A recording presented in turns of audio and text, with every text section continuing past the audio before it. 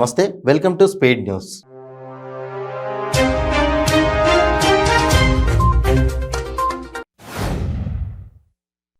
ఢిల్లీ పీఠమే లక్ష్యంగా బీఆర్ఎస్గా మారిన టీఆర్ఎస్ నేడు మహారాష్ట్రలోని నాందేడ్లో భారీ బహిరంగ సభ నిర్వహిస్తోంది.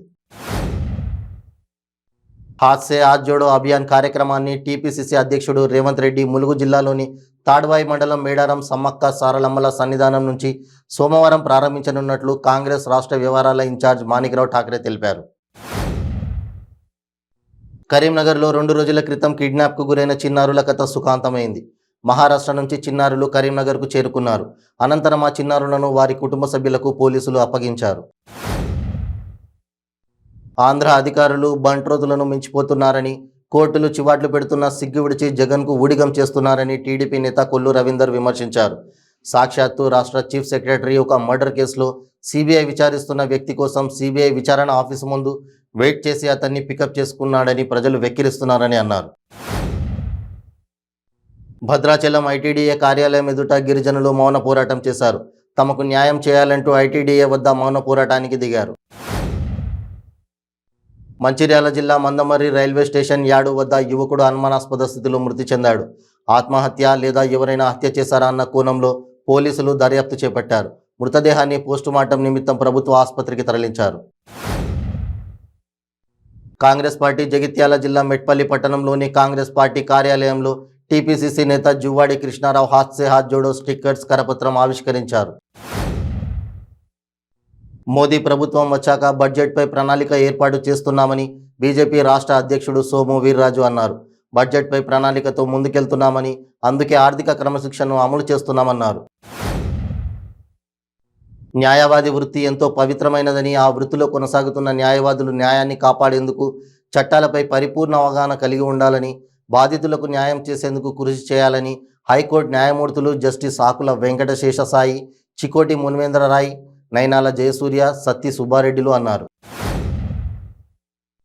సిద్దిపేట జిల్లా గజ్వేల్ ప్రజ్ఞాపూర్ మున్సిపల్లో అనర్హులకు డబుల్ బెడ్రూమ్లను కేటాయించారంటూ మున్సిపల్ కార్యాలయాన్ని ముట్టడించి బాధితులు ఆందోళన చేపట్టారు. పేదలకు కాకుండా ఉన్నవారికే ఇచ్చారంటూ బాధితులు లబోదిబోమంటున్నారు. తెలంగాణలో యాదవ జాతర పెద్దగట్టు ప్రతి 2 సంవత్సరాలకు ఒకసారి అంగరంగ వైభవంగా జరగనున్నది. సూర్యాపేట జిల్లా సమీపంలో గల పెద్దగట్టిలో జాతర ఉత్సవాలు జరుగుతున్నవి. రెవెన్యూ వ్యవహారాలకు సంబంధించిన అంశాలపై సమగ్ర అవగాహన కల్పించేందుకు Uttarandhra regional revenue officers conference నిర్వహిస్తున్నామని రెవెన్యూ శాఖ మంత్రి ధర్మాన ప్రసాదరావు తెలిపారు. విశాఖలో ఉత్తరాంధ్ర రీజనల్ రెవెన్యూ ఆఫీసర్స్ కాన్ఫరెన్స్ను మంత్రి ధర్మాన ప్రసాదరావు ప్రారంభించారు. మాజీ మంత్రి భూమా అఖిలప్రియ, ఎమ్మెల్యే శిల్పా రవిచంద్రకిషోర్ రెడ్డి మధ్య పచ్చగడ్డి వేయకున్న భగ్గుమంటోంది. ఒకరిపై ఒకరు ఆరోపణలు చేసుకుంటూ రాజకీయాన్ని మరింత వేడెక్కిస్తున్నారు. మాటల తూటాలు పేలుతున్న సమయంలోనే భూమా అఖిలప్రియ సంచలన వ్యాఖ్యలు చేశారు. కోనసీమ జిల్లా అనాథవరం వద్ద ప్రైవేట్ ట్రావెల్స్ బస్సు అదుపు తప్పి గోడను ఢీకొట్టి మంటలు చెలరేగి బస్సు దగ్ధమైంది. ఈ ప్రమాదం నుండి డ్రైవర్ సురక్షితంగా బయటపడ్డాడు. బస్సులో ప్రయాణికులు ఎవరూ లేకపోవడంతో స్థానికులు ఊపిరి పీల్చుకున్నారు. మచిలీపట్నం స్థానిక రేవతి సెంటర్లో చిలకలపూడి సిఐ రాజశేఖర్ ఆధ్వర్యంలో హెల్మెట్ ప్రాముఖ్యతపై వాహనదారులకు అవగాహన కల్పించారు. ప్రతి ఒక్క వాహనదారుడు తప్పనిసరిగా హెల్మెట్ ధరించాలని కోరారు. ఇక నుంచి హెల్మెట్ లేకుండా ప్రయాణం చేసే వారికి తప్పనిసరిగా భారీ జరిమానా విధిస్తామని సిఐ తెలిపారు. ఓ జిల్లా పరిషత్ పాఠశాలలో పిల్లలకు మురిగిపోతున్న గుడ్లు ఇచ్చి పిల్లల జీవితాలతో ఆడుకుంటున్నారు ఉపాధ్యాయులు. ఏలూరు జిల్లా నూజివీడు మండలం అన్నవరం జిల్లా పరిషత్ హై స్కూల్లో గుడ్లు మురిగిపోతున్న ఇస్తున్నారంటూ, మధ్యాహ్న భోజనం బాగాలేదంటూ విద్యార్థుల తల్లిదండ్రులు వాపోతున్నారు. పశ్చిమ గోదావరి జిల్లా పాలకొల్లు లాకుల దిగువ సబ్ రిజిస్టర్ కార్యాలయం వెనుక ఎలక్ట్రికల్ షార్ట్ సర్క్యూట్ కారణంగా తాటాకి ఇల్లు తగలబడింది. సమాచారం అందుకున్న ఫైర్ సిబ్బంది ఘటనా స్థలానికి చేరుకుని మంటలను అదుపులోకి తీసుకువచ్చారు.